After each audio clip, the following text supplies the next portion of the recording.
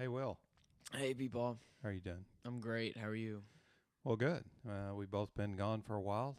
Mima and I were gone last week to Colorado Springs for a few days. That was a nice little vacation, and you've been gone a couple of weeks. So, what have you been up to? Yeah, I had a camp in Colorado, and it was basically you just went out for 10 nights, 11 days, went backpacking and hiking and kayaking, and it was pretty fun. It had its ups and downs, but it was worth it.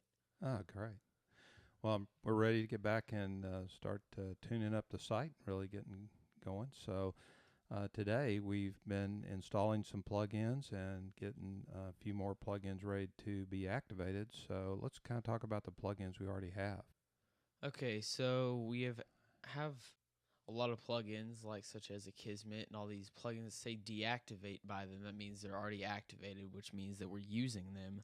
So as you can see, we have a lot of them. Then there's some of them like floating social bar, which we don't have activated. And so one of the plugins that we like to use a lot would be conditional widgets. And as you can see here, this plugin adds a form to each widget on the widgets panel, which allows users to choose which pages and or categories the widget is either displayed.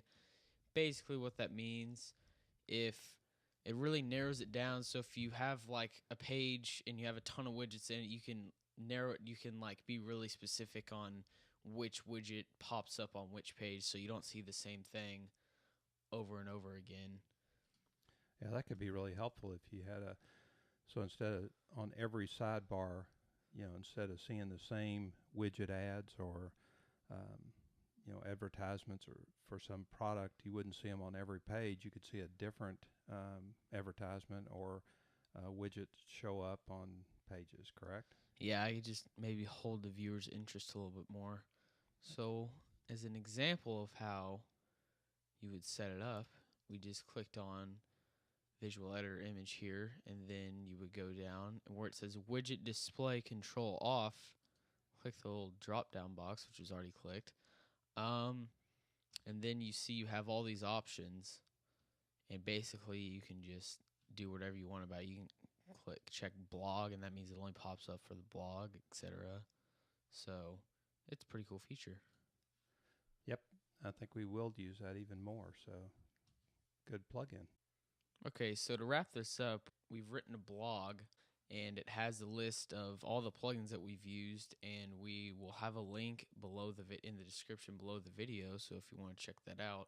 Also, one last thing, if you ever have a need to search for a plugin, such as the 33,000 plugins that are here, just go to wordpress.org, click in the search bar, search for a plugin.